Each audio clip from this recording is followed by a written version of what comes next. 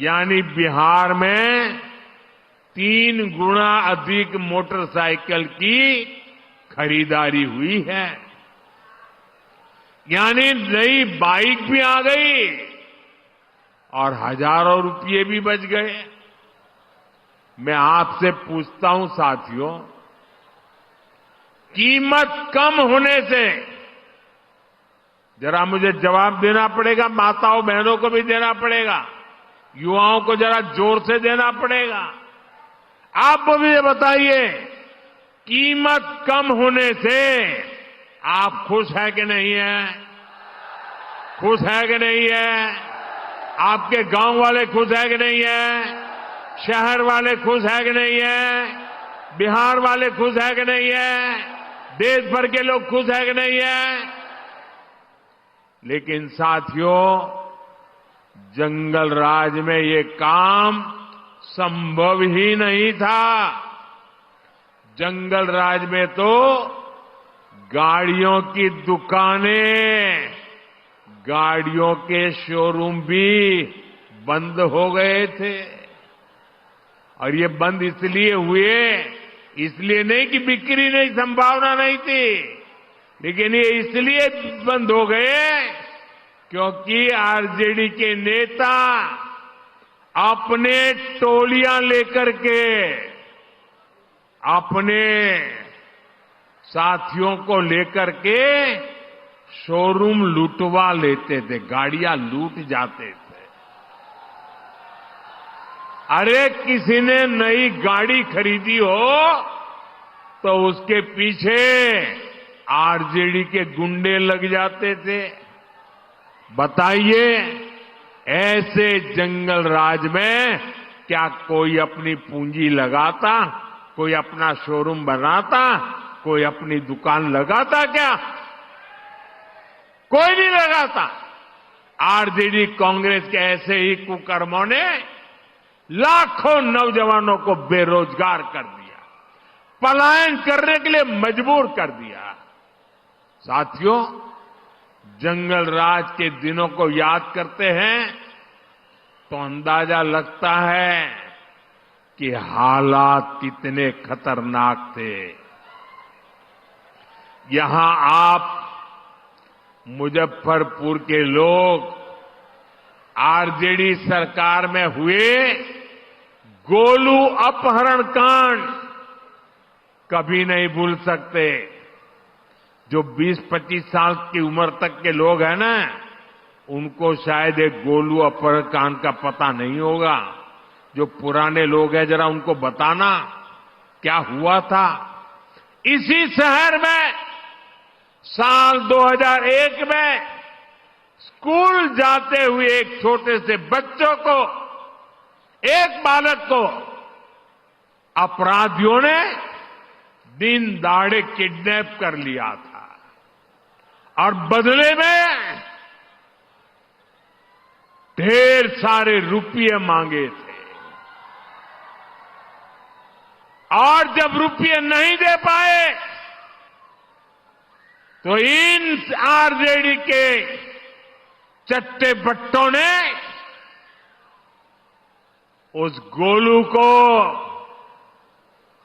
उस छोटे से बच्चे को उसके टुकड़े कर दिए। मेरे भाइयों बहनों, उसके टुकड़े कर दिए, बेरहमी से उसे मार दिया गया। पूरे बिहार के जंगल राज में आए दिन ऐसी घटनाएं घटती थी, ऐसे हालात बना दिए गए थे। आरजेडी के शासन में करीब करीब 35 से 40 हजार से ज्यादा अपहरण हुए थे। आज के युवा कल्पना कर सकते हैं कितनी खौफनाक स्थिति थी।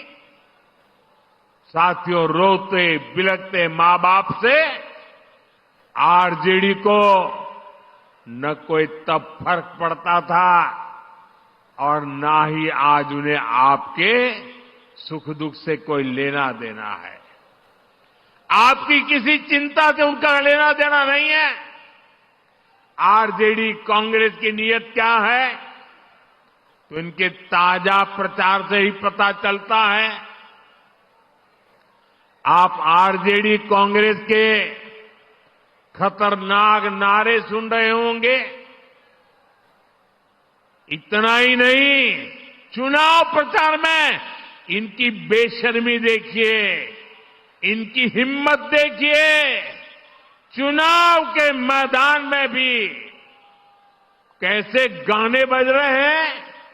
हम तो हाथ जोड़ करके आपकी सेवा करने वाले गीत लेके आते हैं, और ये कैसे गाने बजा रहे हैं। इनके गानों में छरा, कट्टा, दूनाली,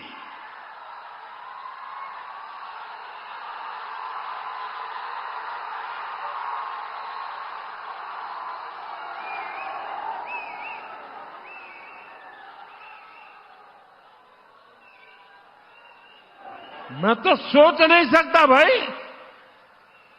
ये छुरा, कट्टा, दूनाली, इसके गाने और चुनाव के मैदान में। इनका मनसा का ये प्रतिबिंब है, उनकी सोच का प्रतिबिंब है। आरजेडी कांग्रेस वाले बहन बेटियों को उठा ले जाने की धमकियां दे रहे हैं। ये बहन बेटियों को उठाने का खेल चल रहा है, डराया जा रहा है। मेरे नौजवानों को ये बताइए, क्या आपको ये सब स्वीकार है? क्या ये मंजूर है? क्या बिहार की धरती से इन्हें उखाड़ फेंकना चाहिए कि नहीं उखाड़ फेंकना चाहिए? साथियों, बिहार आत्मनिर्भर भारत अभियान की धुरी बनने जा रहा है। बिहार के हर जिले में कुछ न कुछ ऐसा है जो दुनिया के बाजार में छा सकता है। और साथियों, मेरा सपना है कि दुनिया की हर रसोई में कोई न कोई खाने का ऐसा पैकेट जरूर हो जो मेड इन इंडिया हो, मेड इन बिहार हो।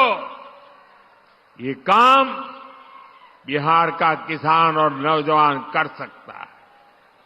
शाही लीची हो, जर्दालू आम हो, हमारा मगही पान हो,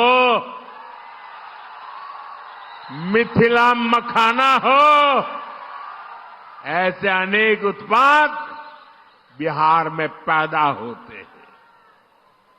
यहां के किसान कतरनी और मरचा चावल उगाते हैं।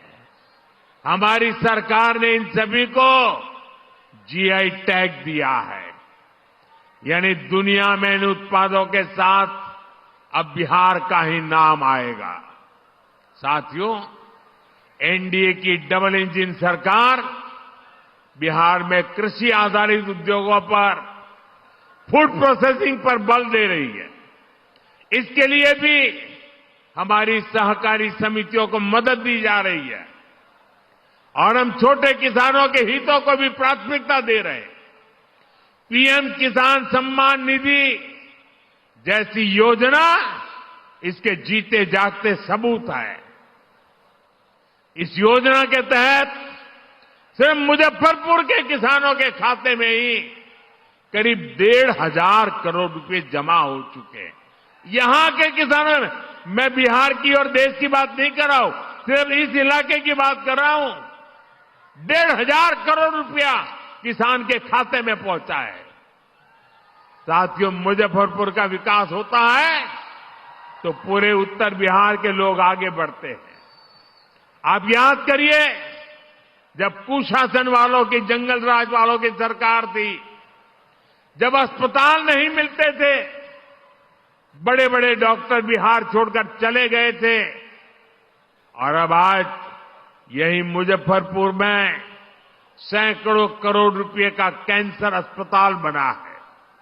मुजफ्फरपुर मोतिहारी एलपीजी पाइपलाइन, इस प्रोजेक्ट के कारण अब बहनों की रसोई तक सस्ती गैस पहुंच रही है। साथियों, मुजफ्फरपुर की दरभंगा, पटना और छपरा के साथ कनेक्टिविटी सुधर गई है। हमारी सफर आसान भी हुआ है और दूरी भी कम हुई है। वो दिन दूर नहीं जब मुजफ्फरपुर का रेलवे स्टेशन और पताही एयरपोर्ट यहां की नई पहचान बनेंगे।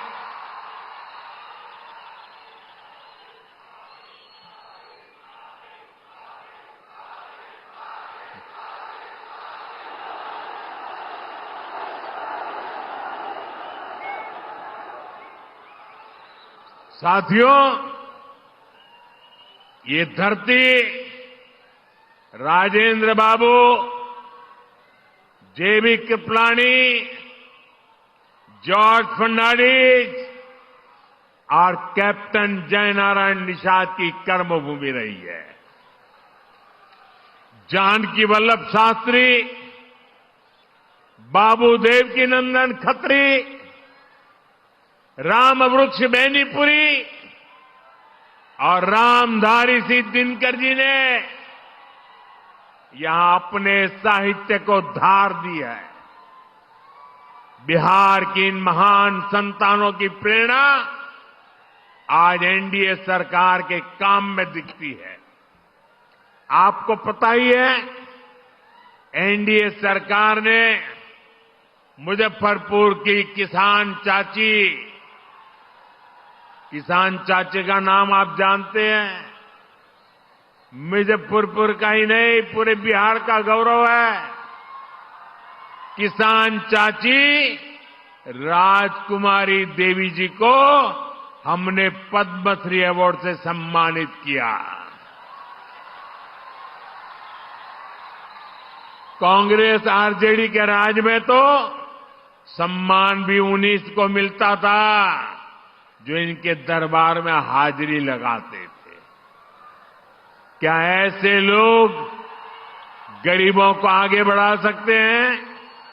जहां भक्ति है हर शब्द में, कथाओं में छुपे हैं दिव्य रहस्य और ज्योतिष देता है जीवन को दिशा। धर्म से जुड़ी हर बातों को जानने के लिए हमारे चैनल स्तुति को सब्सक्राइब करें। चैनल पर जाने के लिए इस लिंक पर क्लिक करें।